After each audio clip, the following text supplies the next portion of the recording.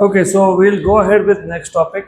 Just for a very brief, as usual, a brief summary. हमने last lecture में क्या क्या कवर किया था? तो लास्ट लेक्चर में we have seen, if you remember, law of equipartition of energy.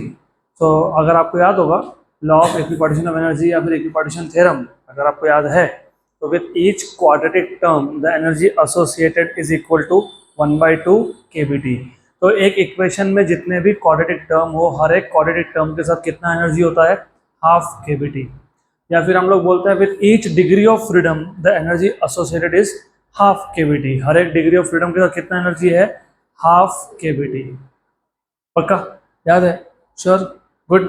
फिर हमने देखा था, अगर आपको याद होगा, मोनोएटॉमिक गैस, उसमें कितने डिग्री ऑफ फ्रीडम होते हैं? 3. और ये 3 डिग्री ऑफ फ्रीडम कहाँ से आ रहे हैं? ट्रांसलेशन.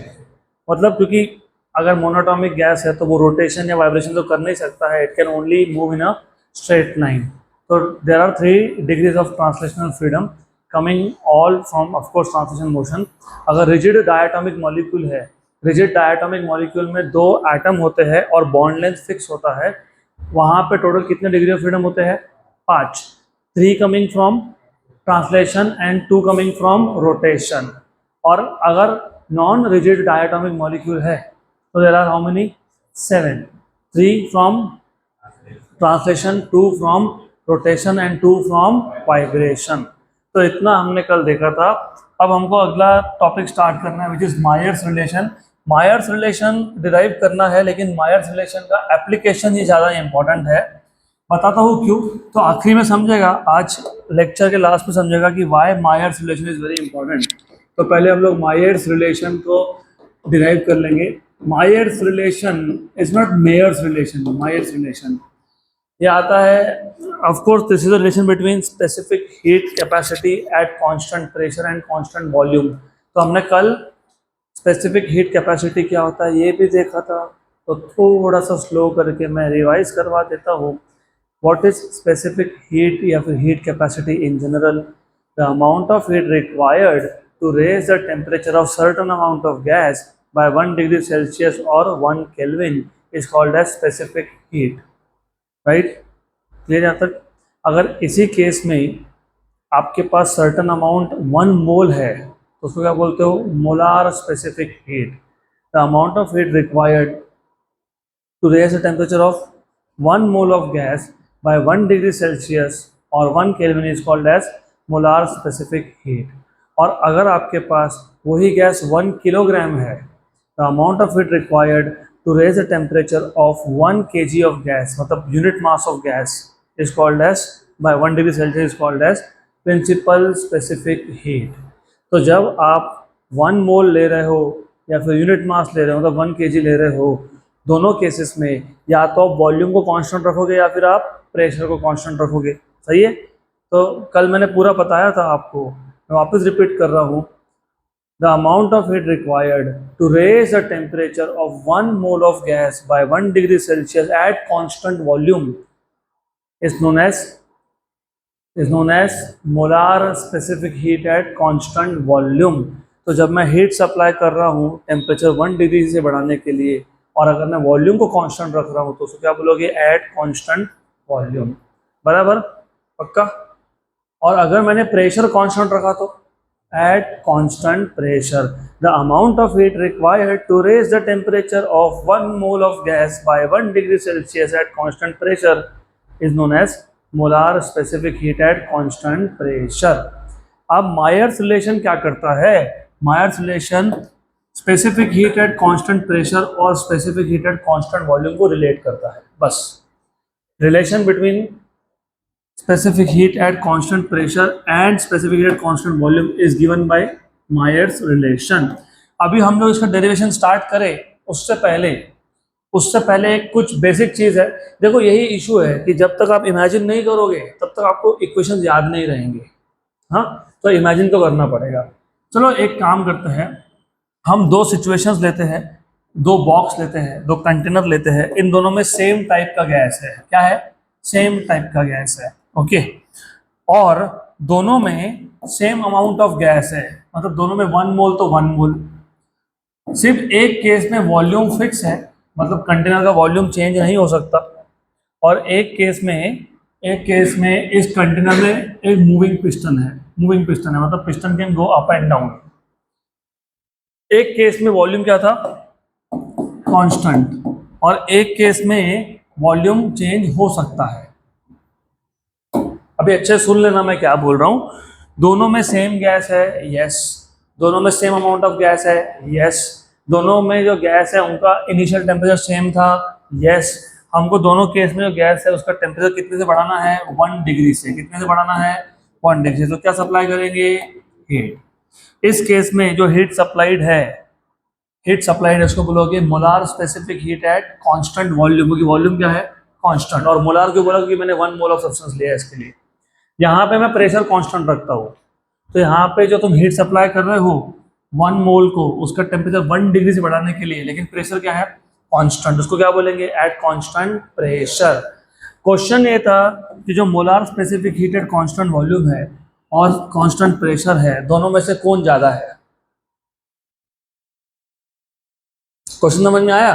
इधर भी 1 मोल, इधर भी 1 मोल, इधर जो गैस उधर वो गैस, इधर जो इनिशियल टेम्परेचर उधर भी वही इनिशियल टेम्परेचर।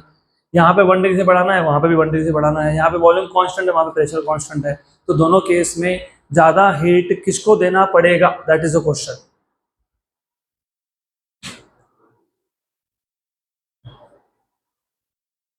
क्वेश्चन समझा कि क्वेश्चन ही नहीं समझा। मैंने बोला सेम गैस है, नंबर ऑफ मोल्स भी सेम है, 1 and 1। इनिशियल टेम्परेचर भी सेम है, सिर्फ यहाँ पे वॉल्यूम कांस्टेंट है, यहाँ पे प्रेशर कांस्टेंट है। मुझे इसका टेम्परेचर 1 डिग्री से बढ़ाना है, इसका टेम्परेचर भी 1 डिग्री से ही बढ़ाना है। तो दोनों केस में ज़्यादा हीट कहाँ सप्लाई करना पड़ेगा, मतलब सीवी ज़्यादा कि सीपी ज़्यादा, सीपी। क्यों, क्योंकि यहाँ पे पहले केस में आप जो भी हीट सप्लाई कर रहे हो वो एक ही काम कर रहा है, just to increase the temperature, मतलब to increase the energy of the gas, बराबर। जो भी हीट दूंगा, heat is energy which can neither be created nor be destroyed. तो ये एनर्जी गैस के पास जाएगा, गैस का एनर्जी बढ़ेगा, मतलब गैस का टेम्परेचर बढ़ेगा। यहाँ पे जो आप हीट सप्लाई करो वो दो काम करता है। एक, तुमने हीट दिया, गैस के पास एनर्जी आया तो they move faster, they make collisions. जब ये पिस्टन के साथ कोलाइड होंगे तो ये पिस्टन पे फोर्स अप्लाई करेंगे, मतलब प्रेशर अप्लाई करेंगे, उसके वजह से ये पिस्टन को ऊपर शिफ्ट कर देंगे, मतलब यहाँ पे वर्क डन हो रहा है, वॉल्यूम बढ़ रहा है।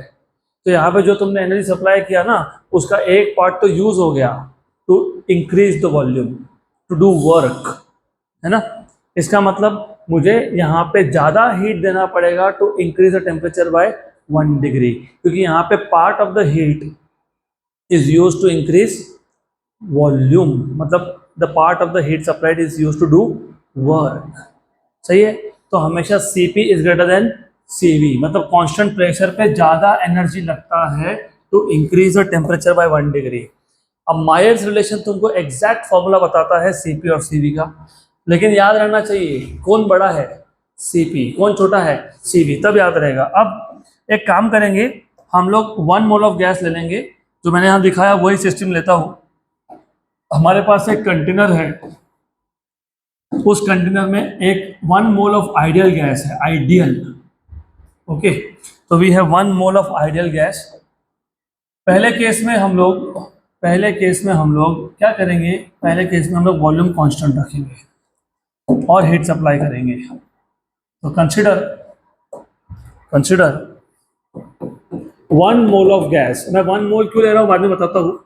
कंसिडर 1 मोल ऑफ गैस, ये 1 मोल ऑफ गैस किस में है, enclosed in a cylinder fitted with light, मतलब ये जो पिस्टन है लाइट है, इसका मास कम है, light frictionless and movable piston. So consider 1 mole of gas enclosed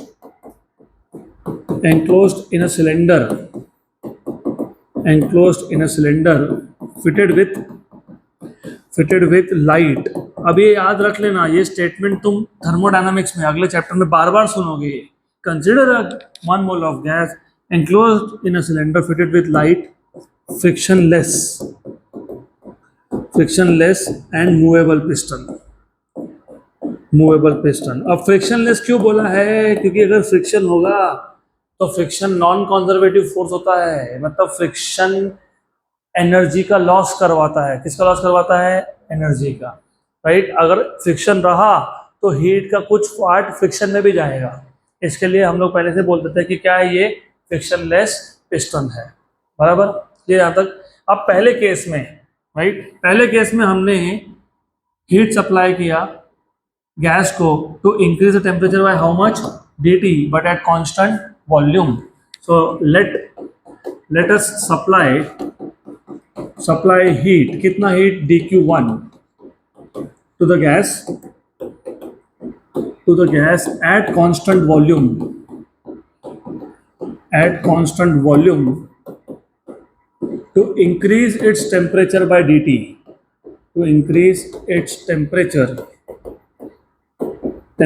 by dt। तो dt अमाउंट से टेम्परेचर बढ़ाने के लिए हमने हीट सप्लाई कर दिया। एक काम करते हैं, जितना हीट सप्लाई किया उसको dq1 बोल दिया हमने, राइट। तो जैसे मैंने आपको बताया, इस केस में पिस्टन मूवेबल है क्या? नहीं, क्योंकि वॉल्यूम फिक्स है ना, स्पेसिफाई कर दिया एट कांस्टेंट वॉल्यूम फिक्स है। तो जितना भी हीट तुम सप्लाई कर रहे हो वो क्या करेगा? टेम्परेचर बढ़ाएगा, मतलब एनर्जी बढ़ाएगा। किसका? गैस का। देयरफॉर ये जो तुमने हीट सप्लाई किया, इससे क्या हो गया? एनर्जी बढ़ गया। So this heat supplied increases the energy of the gas।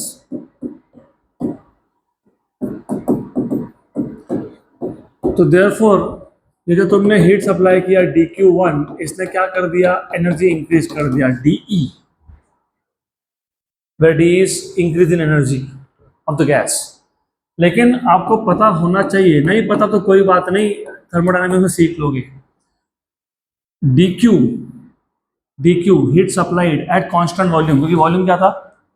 Constant. ये होता है NCVDT। क्या होता है ये? NCVDT, where N is number of moles, CV is specific heat at constant volume, molar specific heat at constant volume, और DT is increase in temperature, बराबर। तो याद रखना, amount of heat supplied eight constant volume का formula क्या होता है? NCVDT। और amount of heat supplied eight constant pressure क्या होता है? NCPDT। याद रखना, काम में आएगा आगे। लेकिन नंबर ऑफ मोल्स कितने लिए तुमने? 1, इसलिए तो मैंने बोला था कि याद रखना n की वैल्यू क्या आएगी? 1, तो ये 1 आएगा। अब इक्वेशन नंबर 1 और 2, लेफ्ट हैंड साइड क्या है? सेम, तो राइट हैंड साइड भी क्या होगा? Same. Therefore from 1 and 2, from equation number 1 and 2 you will have dE equals to CV dt, equation number 3। याद है? क्लियर? पक्का? चल, अब एक काम करते हैं, अब हम सेम गैस लेते हैं, सेम गैस जिसका इनिशियल टेम्परेचर भी सेम था, उसको हीट सप्लाई करते हैं, और हमको टेम्परेचर भी कितने से बढ़ाना है? dt से। देखो, कांस्टेंट वॉल्यूम पे जो गैस था वही गैस कांस्टेंट प्रेशर पे भी होना चाहिए। अगर ये ऑक्सीजन तो वो भी ऑक्सीजन, या हाइड्रोजन तो वो भी हाइड्रोजन, और दोनों का इनिशियल टेम्परेचर भी क्या होना चाहिए? सेम। और दोनों का टेम्परेचर भी कितने से बढ़ाना है?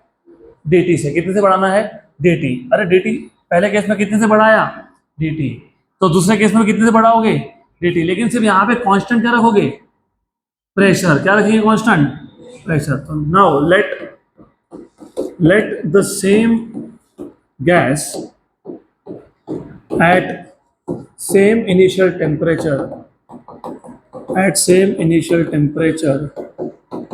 is supplied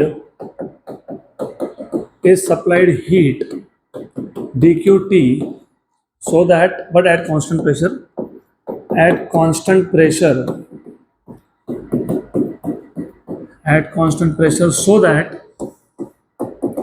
so that its temperature increases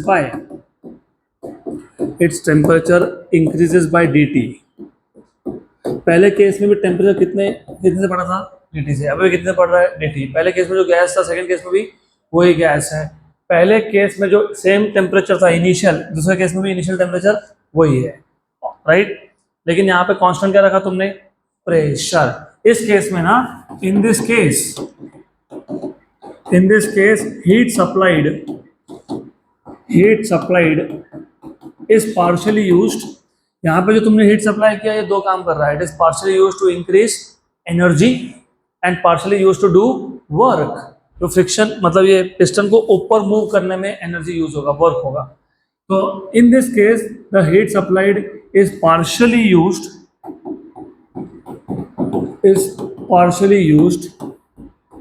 to increase the energy of gas, and partially used to do work,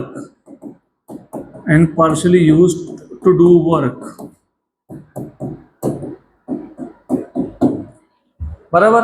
तो मैं ऐसा लिख सकता हूँ क्या, dq2 इसने क्या क्या काम किया, एनर्जी बढ़ाया, और इसने क्या किया, वर्क किया। क्या किया, वर्क। तो वर्क को तुम dw लिख दो या w लिख दो, कोई फर्क नहीं पड़ता है, it's the same thing. Okay, now the clear, पक्का पक्का, श्योर 100%, राइट। Equation number 4। लेकिन मैंने तुमको अभी बताया heat supplied eight constant pressure क्या होता है, NCPDT। क्या होता है, NCPDT। लेकिन नंबर ऑफ मोल्स कितने थे, 1। तो ये क्या हो गया, CPDT। Equation number 5, correct. Therefore you have dq2, what is dq2, CPDT।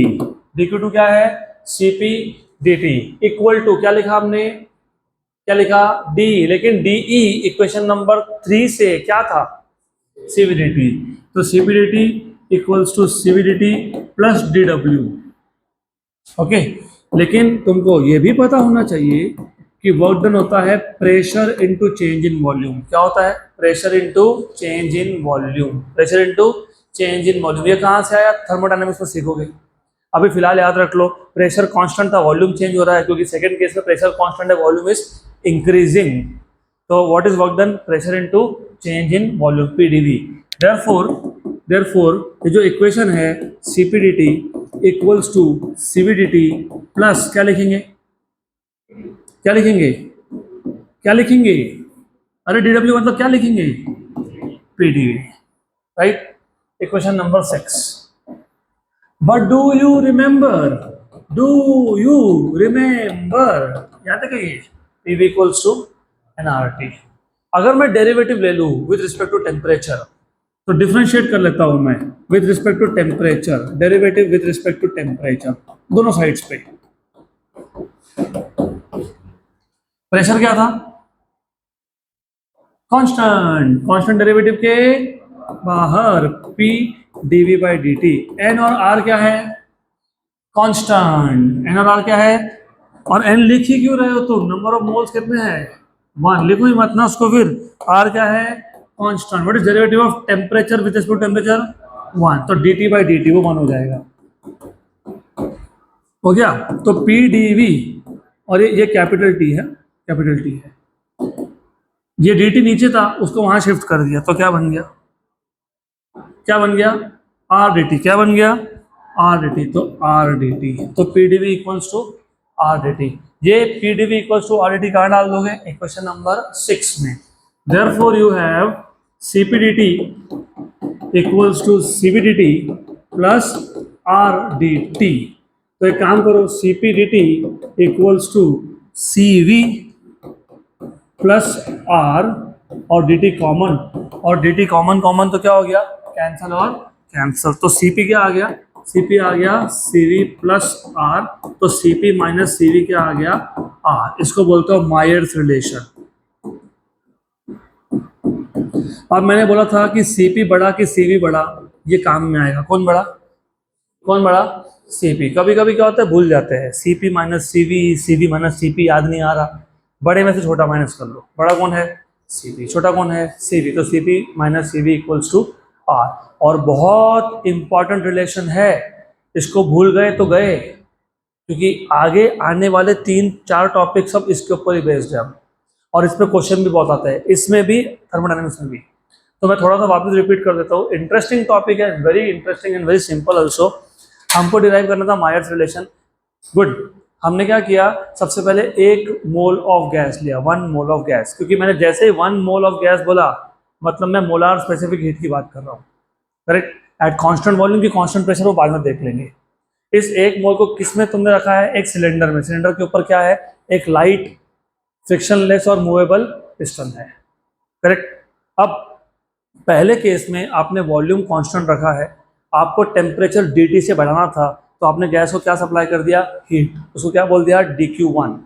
अब इशू ये है कि आप बोल रहे हो कि वॉल्यूम कांस्टेंट है, मतलब वॉल्यूम तो चेंज होने नहीं वाला है, तो जितना भी हीट तुमने सप्लाई किया वो किसके पास गया, गैस के पास, because heat is energy which can neither be created nor be destroyed. तो किसके पास गया, गैस के पास, तो वो हीट से गैस का एनर्जी बढ़ गया, तो dq1 इक्वल टू क्या आ गया, de, क्या आ गया।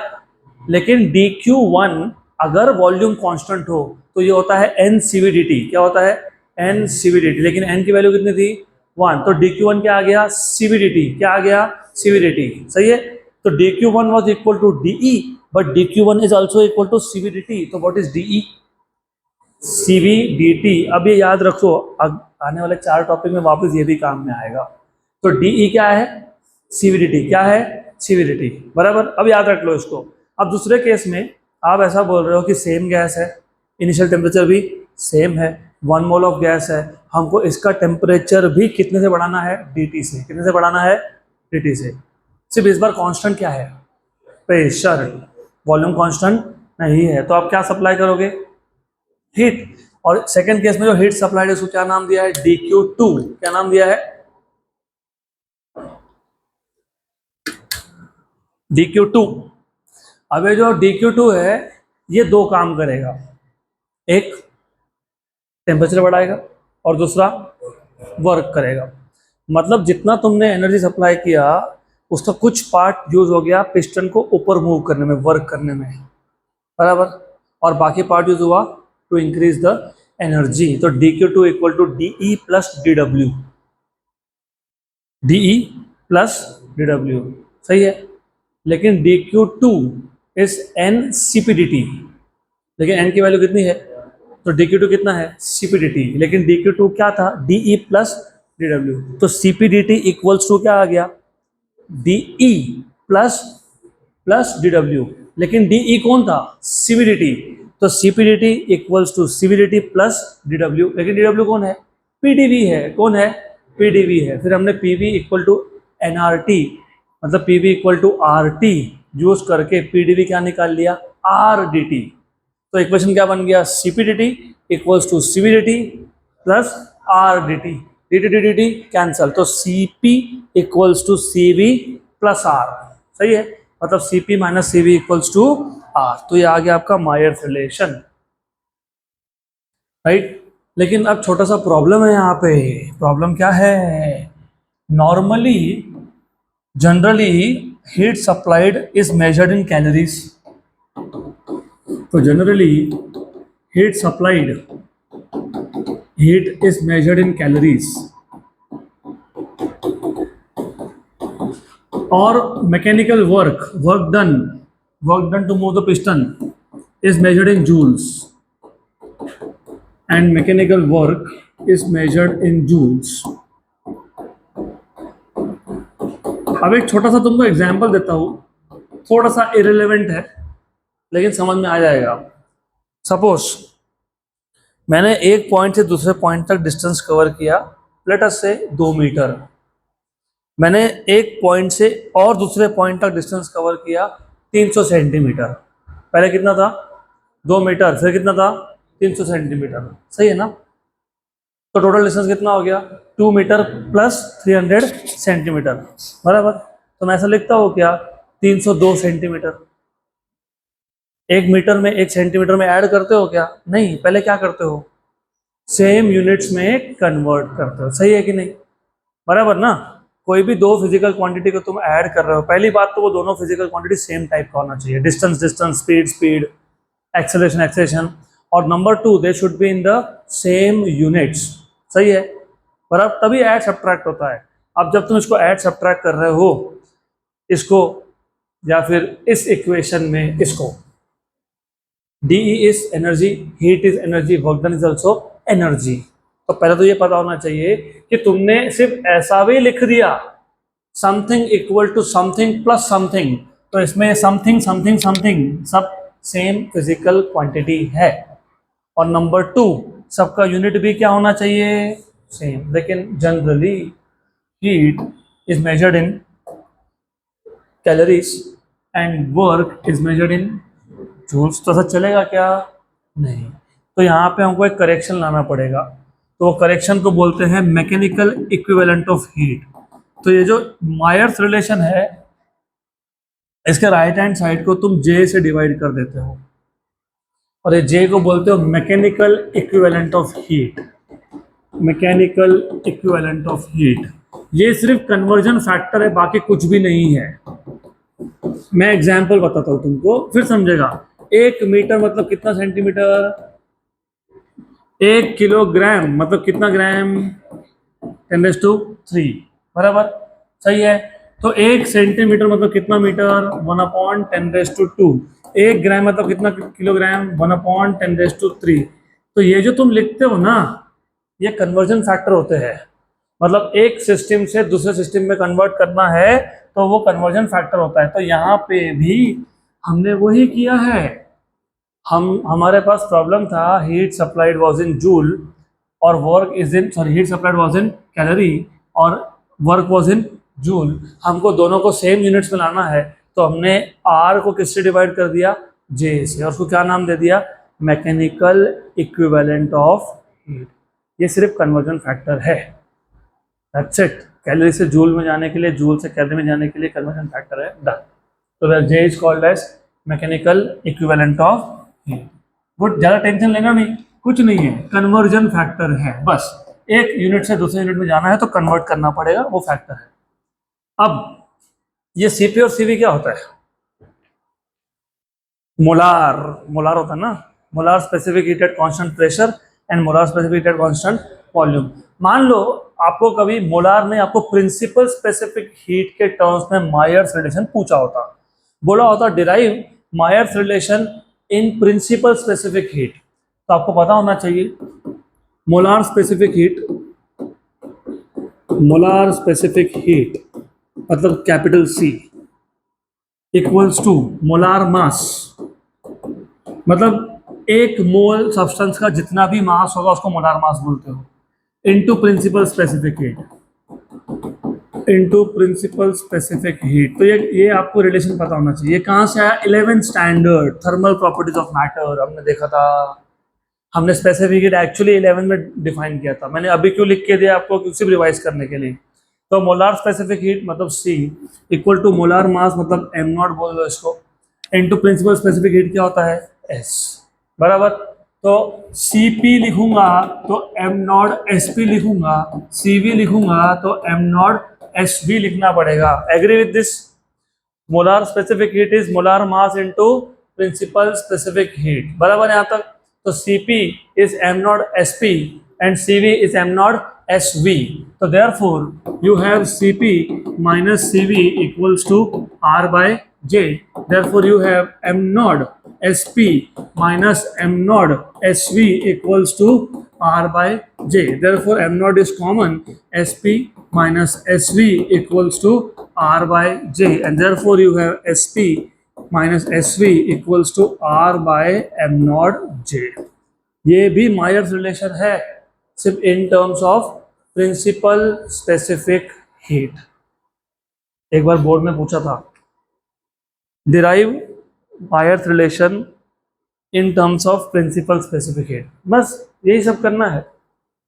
यहाँ तक क्लियर, पक्का पक्का, कोई डाउट नहीं, श्योर, बड़े आगे।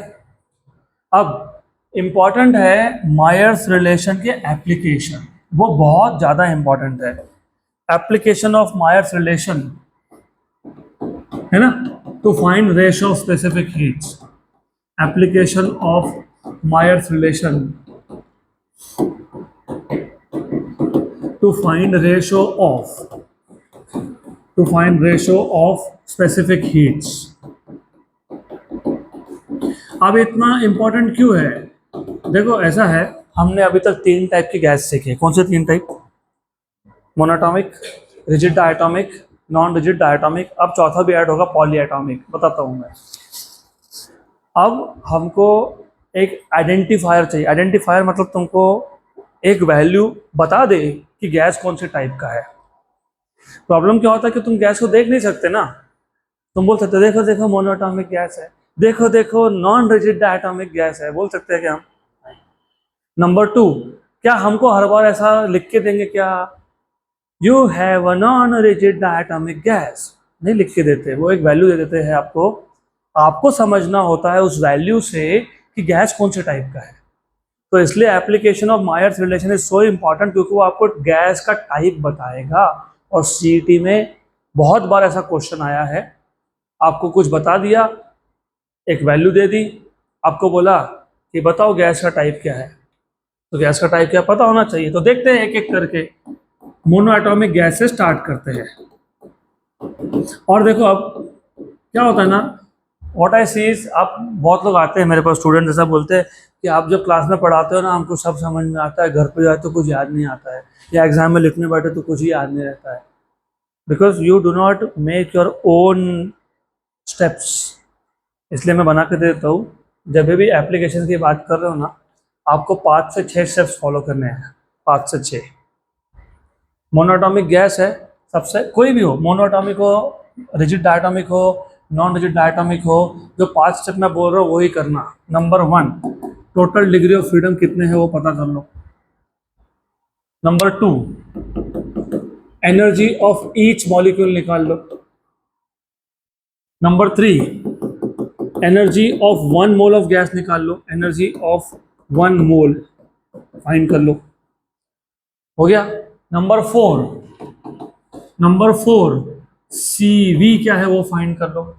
और CV कैसे फाइंड करोगे, मैंने अभी बताया था मैंने, dq equals to D and dq equals to n CVDT। n की वैल्यू अगर 1 है तो DE इक्वल्स टू क्या बन गया, CVDT। क्या बन गया, CVDT। DE क्या बन गया, CVDT। तो CV क्या आ गया, dE/dt। CV क्या आ गया, dV/dt, मतलब derivative of energy with respect to temperature, बराबर। और एक बार CV मिल गया तो CP निकाल लो, CV plus R, Mayer's relation. एक बार तुमको CP मिल गया, बस लास्ट स्टेप, CP और CV का रेशियो निकाल लो, इसको बोलते हैं ग्यामा। और तुमको ग्यामा बताता है कि गैस कौन से टाइप का है, बराबर। तो तुमको बस यही 6 स्टेप्स करने हैं। और कोई एग्जामिनर तुमको ये नहीं बोलता नहीं नहीं पूरा लिख के बताओ, हाँ थोड़ा बहुत सेंटेंस ऐड करने पड़ते हैं आपको, वो बोलना पड़ता है, we know that for a monoatomic gas there are only translational degrees of freedom, क्योंकि मोनोएटॉमिक गैस तो रोटेट हो ही नहीं सकता है, वाइब्रेट भी नहीं हो सकता है।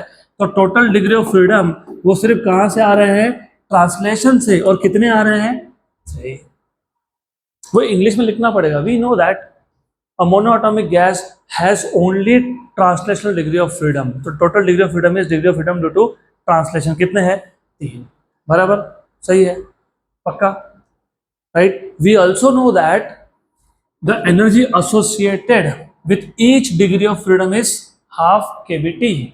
कितना, हाफ kBT। तो हर एक मॉलिक्यूल के कितने डिग्री ऑफ फ्रीडम थे, 3। तो यहाँ पे हर एक मॉलिक्यूल का एनर्जी कितना हो गया, 3/2 kBT। By the way general formula लिखोगे तो F/2 kBT लिखना पड़ेगा, where F is the number of degree of freedom, number of degree of freedom, सही है। तो हर एक मॉलिक्यूल का कितना आ गया, 3/2 kBT, कितना आ गया। फिर तुमको किसका एनर्जी निकालना है, किसका, 1 मोल, किसका, चलो एग्जाम्पल लेता हूँ। सपोज तुम 50 हो, यहाँ पे 50, मान लो हर एक के पास 100 जूल का एनर्जी है, कितना है, 100। तो टोटल कितना हो गया, 5000। तो तुमने क्या किया, 50 इंटू 100। अब मुझे बताओ, तुम हर एक मॉलिक्यूल हो, तुम्हारे पास कितना एनर्जी है, 3/2 kBT। तुमको कितना क्वांटिटी का एनर्जी निकालना है, 1 मोल। 1 मोल में कितने नंबर ऑफ एटम्स होते हैं, एवोगैड्रो। तो तुमको सिर्फ इतना ही तो करना है, यही तो करना है बस। हर एक मॉलिक्यूल के एनर्जी को एवोगैड्रो से मल्टीप्लाई कर दो एवोगैड्रो नंबर से, तो क्या मिल गया? Energy of 1 mole of gas. कितना मिल गया? 1 मोल ऑफ गैस। तो Na इंटू ये कितना था? 3/2 kBt। आपको पता है क्या? पता है? कहीं देखा सा लगता है। ये R होता है, कौन होता है? R। तो Na इंटू Kb कौन होता है? R। तो what is energy of 1 molecule 1 mole of gas? 3/2 RT। देखो हमने पहले से करके रखा है, वो पहले भी किया है हमने। Kinetic energy of 1 mole of gas 3/2 RT। इससे पहले वाले टॉपिक्स में law of equipartition of energy से पहले 3/2 RT लिखा था कि नहीं? 3/2 kBt भी लिखा था तुमने हर मॉलिक्यूल का। आ गया? आ गया पक्का? अब तुमको क्या चाहिए? CV। CV क्या है? Derivative of energy. एनर्जी क्या है? 3/2 RT। इसमें 3/2 क्या है? कांस्टेंट, तो बाहर आ गया। और dt/dt क्या हो जाएगा? कैंसल। तो क्या हो जाएगा? 3/2 R। क्या आ जाएगा? 3/2 R। वेरी गुड, सही है। फिर तुमको Cp मिल जाएगा। What is Cp? Cv plus R। What is Cv?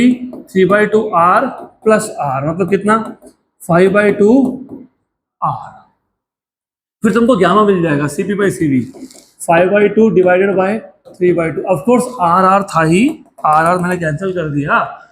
5R/2 upon 3R/2, तो कितना आ गया? 5/3। कितना आ गया? 5/3, राइट। अब मैंने बोला आपको कि ये जो मायर्स रिलेशन है, ये आपको हेल्प करता है to identify the type of gas. सिर्फ मायर्स रिलेशन नहीं करता है, इसने भी हेल्प किया। जब तुमने ऐसा बोला कि 3 ही डिग्री ऑफ फ्रीडम है और तीनों कहाँ से आ रहे हैं? ट्रांसलेशन से। तो कौन सा गैस था? मोनोएटॉमिक। फिर तुमने जब बोला कि हर एक मॉलिक्यूल का एनर्जी कितना है? 3/2 kBt। 3/2 kBt होता ही सिर्फ किसका है? मोनोएटॉमिक का, राइट। फिर तुमने जब बोला कि 1 mole of gas energy 3/2 RT है, 3 डिग्री ऑफ फ्रीडम किसके होते हैं? मोनोएटॉमिक के, राइट। फिर जब तुमने बोला कि CV 3R/2 है, तो 3R/2 CV होता ही किसका है? मोनोएटॉमिक का। फिर तुमने बोला CP कितना है? 5R/2। 5R/2 पता किसका CP होता है? मोनोएटॉमिक का। फिर तुमने गामा रेशियो ले लिया 5/3, वो भी किसका होता है? सिर्फ मोनोएटॉमिक का। तो ये 6 के 6 पैरामीटर तुमको एक ही चीज बता रहे थे, चीख चीख के बता रहे थे, मोनोएटॉमिक है, मोनोएटॉमिक है। अब ध्यान रहेगा? रहेगा ध्यान? तो डिग्री ऑफ फ्रीडम कितने होते हैं मोनोएटॉमिक के? हर एक मॉलिक्यूल का कितना होता है एनर्जी? 3/2 kBt। हर एक मोल का कितना होता है? 3/2 RT। CV क्या होता है? 3R/2। CP क्या होता है? 5R/2। गामा क्या होता है? 5/3। ये सारे के सारे आइडेंटिफायर्स है जो तुमको बता रहे हैं कि गैस कौन से टाइप का है। मतलब इसके बाद तुमने जैसे ये 6 में से कोई भी एक सुन लिया तो तुमको पता लग जाएगा कि गैस कौन से टाइप का है। तो जैसे मोनोएटॉमिक का किया, वैसे ही किसका करेंगे? रिजिड डायटोमिक का। रिजिड डायटोमिक मैं सेम ही रखने वाला हूँ पूरा प्रोसेस। पहले स्टेप में मैंने डिग्री ऑफ फ्रीडम लिखा था, तो यहाँ पे भी वही लिखूंगा। यहाँ पे डिग्री ऑफ फ्रीडम ट्रांसलेशन से आते हैं, और कहाँ से आते हैं? रोटेशन से। ट्रांसलेशन से कितना आता है? 3। रोटेशन से कितना आता है? 2। तो टोटल कितना हो गया? 5। What is the energy of each molecule? अगर 5 डिग्री ऑफ फ्रीडम है तो 5/2 kBt, क्योंकि हर एक डिग्री ऑफ फ्रीडम के साथ कितना है? Half kBt। तो कितना हो गया? 5/2 kBt। अगर हर एक का 5/2 है तो मुझे एनर्जी ऑफ 1 मोल निकालना है, तो Na into energy of each molecule, Na into 5/2 kBt। Na into kb is R, तो 5/2 RT, बराबर। गुड। देन उसके बाद CV कैसे निकालते हो? Derivative of E with respect to T। तो ये आ जाएगा आपका 5R/2, क्योंकि जब तुम E लिखोगे 5R/2 T, 5R/2 बाहर आएगा और dt/dt क्या हो जाएगा? कैंसल। तो क्या आ गया? 5R/2, बराबर। ये मिल गया। तो CP क्या मिल जाएगा? CV प्लस R, मतलब कितना? 5R/2 प्लस R, मतलब कितना? 7r/2 हो गया, राइट। Cp मिल गया तो तुमको गामा रेशो मिल जाएगा। गामा मतलब Cp/Cv, मतलब 7r/2 अपॉन 5r/2 मतलब कितना, 7/5 आ गया। वैसे ही तुमको नॉन रिजिड गैस का भी मिल जाएगा। Non rigid gas, non rigid diatomic, diatomic important है। Non rigid diatomic gas.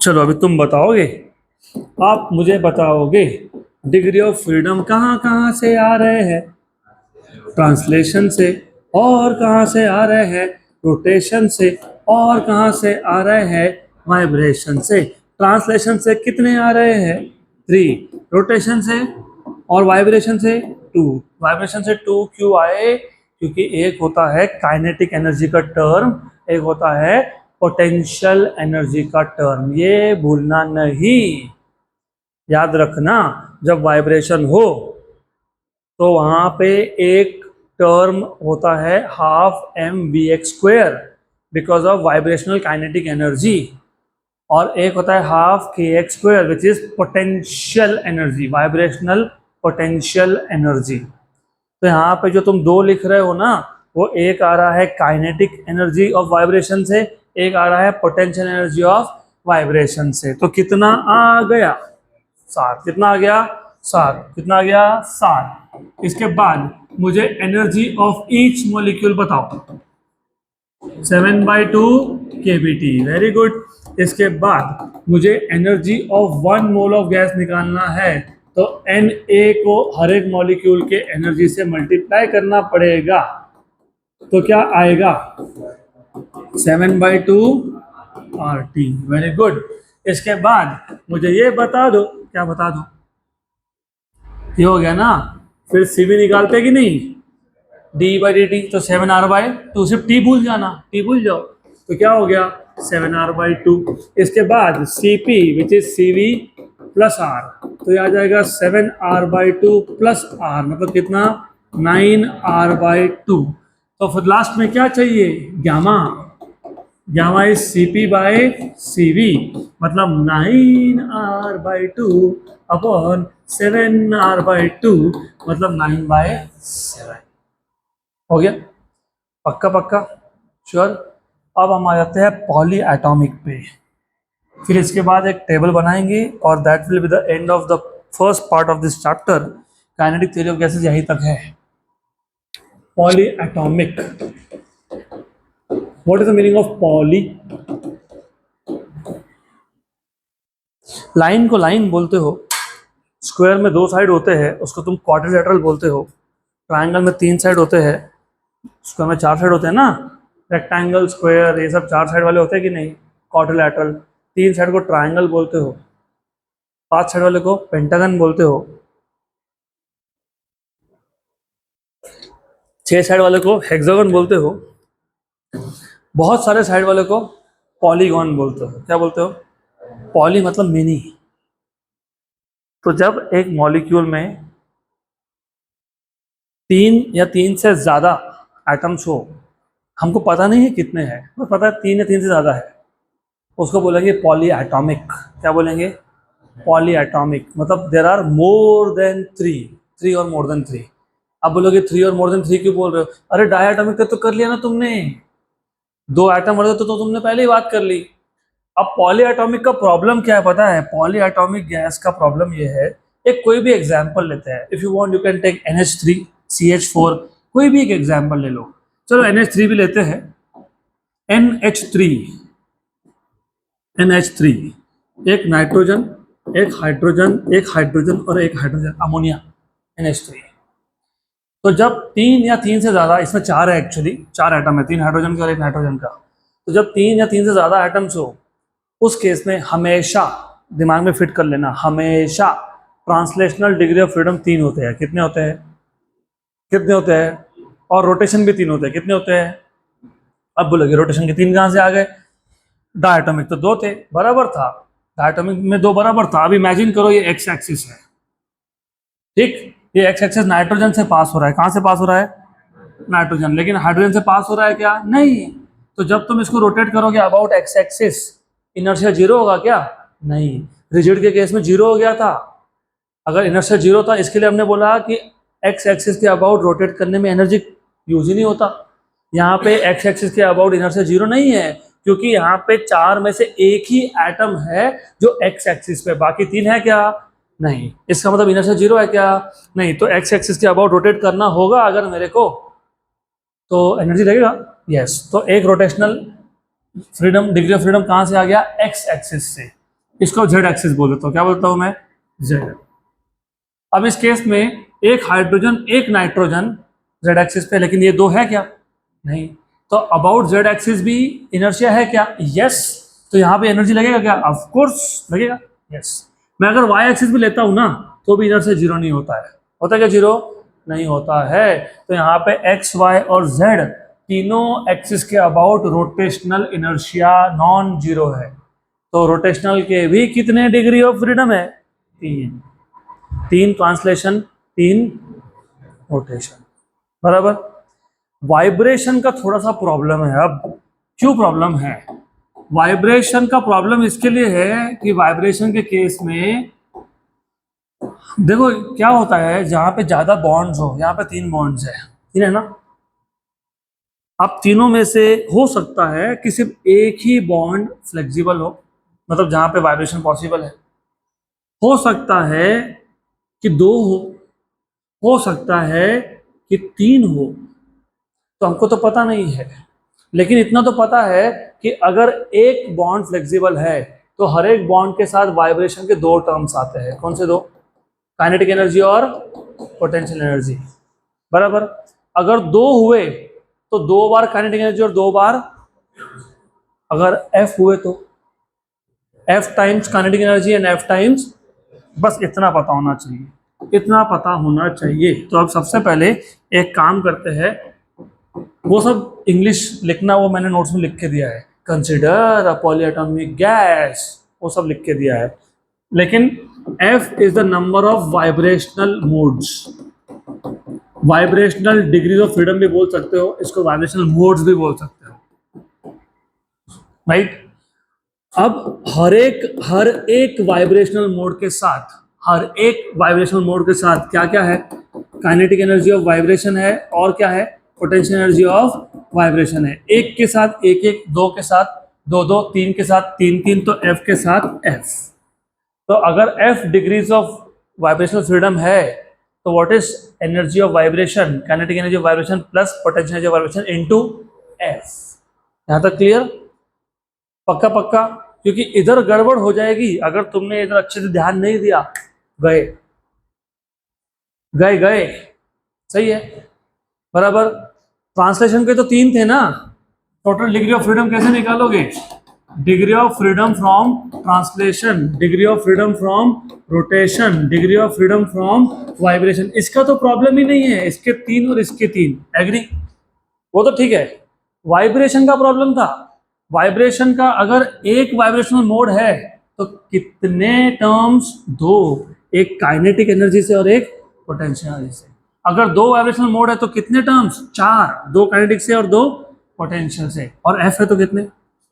अब देखो, काइनेटिक एनर्जी का कितना, काइनेटिक एनर्जी का कितना देगा?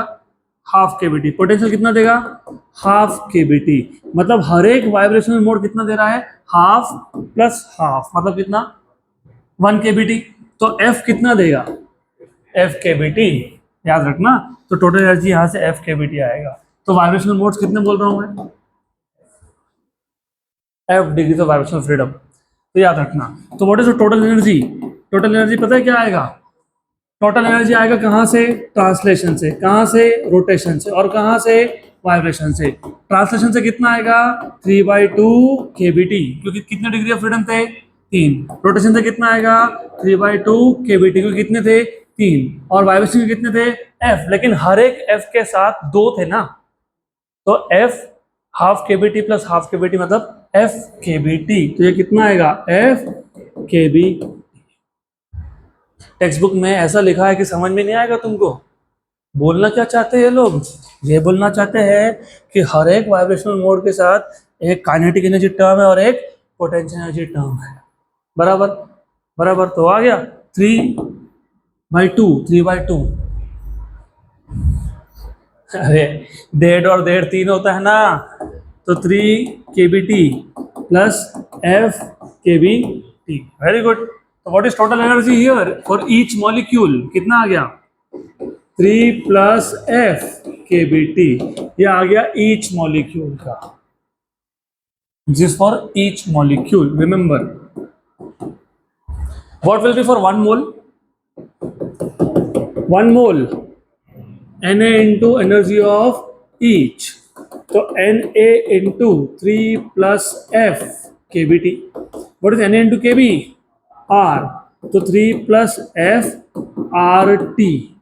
ये हो गया आपका energy of 1 mole. Energy of 1 मोल के बाद क्या फाइंड किया था? CV। क्या फाइंड किया था? CV क्या होता है? d/dt। आपको मैं स्टेप्स याद दिला देता हूँ। Step number 1 is to find out energy of each molecule. यहाँ पे स्टेप 1 स्टार्ट हो गया। Step number 2 is to find out energy of 1 mole. Step number 3 is to find out CV। तो dE/dt, तो ddt of E, what is E? 3 + F into RT। इसमें से 3 + F into R constant है, बाहर आ गया, dt/dt cancel हो गया, तो कितना हो गया? 3 + F into R। Step number 4 is to find out CP which is CV + R। तो 3 + F into R + R। R common निकाल लो, तो 3 + F + 1 मतलब कितना हो गया? 4 + F into R। ये हो गया आपका CP। फिर आप फाइंड करोगे gamma ratio which is CP/CV। CP है 4 + F into R, CV है 3 + F into R, तो 4 + F अपॉन 3 + F हो गया पक्का। अब wait wait wait wait wait wait, सब सही है, nothing nothing wrong, don't worry. सिर्फ ऐसा है, मैं तो बोल दिया था आपको कि अब तक थोड़ा स्लो जा रहे थे, अब मैं एक्सीलेटर पे पैर दबाने वाला हूँ। क्या होता है, एज अ टीचर ना सब चीज़ें सोचनी पड़ती है हमको। आप लोगों के लिए बहुत आसान होता है डिसीजन लेना, हमारे लिए बहुत डिफिकल्ट हो जाता है। हमको हर एक का फेस रीडिंग करना पड़ता है, समझना पड़ता है किसको फिजिक्स में इंटरेस्ट है, किसको नहीं है, किसको कितना भी कर लो इंटरेस्ट नहीं आने वाला, किसको इंटरेस्ट है लेकिन नींद आ रही है, किसको इंटरेस्ट है समझने की कोशिश कर रहे हैं लेकिन समझ में नहीं आ रहा, कैसे समझ में आएगा, हर दिन सोचना पड़ता है जाके। It's not a very simple profession like other, तो हमारे लिए तो थोड़ा सा डिफिकल्ट है। ओके, जो सीरियस ले उसके लिए डिफिकल्ट, जो नहीं ले मर्जी नहीं, लाइफ चलने दो। गैस का टाइप कौन सा टाइप देखा तुमने? मोनो एटॉमिक, उसके बाद रिजिड डायटोमिक, उसके बाद नॉन रिजिड डायटोमिक, उसके बाद पॉली एटॉमिक। अब आपके ऊपर है आपको इस टेबल में क्या क्या भरना है, आप भर दो। You can start with degrees of freedom, of course you can say I want to mention what is the total degrees of freedom. Yes, you can also mention specifically कि ट्रांसलेशन से कितने, रोटेशन से कितने, vibration से कितने, तुम्हारी मर्जी है वो। मैं इतना नहीं करने वाला डिटेल, मैं सिर्फ बोलने वाला हूँ total degree of freedom. Total degree of freedom, degree of freedom मिलने के बाद मैं सीधा लिखूंगा एनर्जी ऑफ 1 मोल। 1 मोल के बाद मैं लिख दूंगा CV, CV के बाद लिख दूंगा CP, और CP के बाद लास्ट में लिख दूंगा gamma ratio, ratio of CP and CV। Okay चलो ठीक है। गामा मोनोएटॉमिक में टोटल डिग्री ऑफ फ्रीडम कितने थे? 3। एनर्जी था 3RT/2। भूल गए? अभी तो बताया था 3R/2, 5R/2, 5/3। अब देखो मैजिक मैजिक मैजिक, ये कितना है? 5। इसको इधर लिखना, नहीं लिखना, हाँ बोल रहे हो। 5RT/2 इसको इधर लिखना, ठीक है। अब ठीक है, क्योंकि ये आ जाएगा आपका 5R/2, ये हो जाएगा 7R/2, ये हो जाएगा 7 बाय, इफ यू सी 5/3, 7/5, 2 से बढ़ गया। ऊपर 5 था, इधर 7 है, नीचे 3 था, इधर 5 है, 2 से बढ़ गया, है ना। तो जब तुम मोनो एटॉमिक से रिजिड डायटोमिक में गए तो रेशो में न्यूमरेटर और डिनोमिनेटर में 2 से बढ़ गए, और सीपी और सीवी भी 2 से बढ़ गए। 3r/2 का 5r/2 हो गया, 5r/2 का 7r/2 हो गया। यहाँ पे 7, यहाँ पे 7, यहाँ पे 7, यहाँ पे 9 और यहाँ पे 9/7। पॉली एटॉमिक के केस में टोटल डिग्री ऑफ फ्रीडम कितने थे? 6 + f। 3 आ रहे थे रोटेशन से, 3 आ रहे थे ट्रांसलेशन से, और f आ रहे थे वाइब्रेशन से। एनर्जी क्या था? 3 + f/t। CV क्या था? 3 + f/r। ये क्या था? 4 + f/r। और ये क्या था? 4 + f/a+f। हो गया? Good. So this is the end of theory part of kinetic theory of gases. Okay, so that's it for today.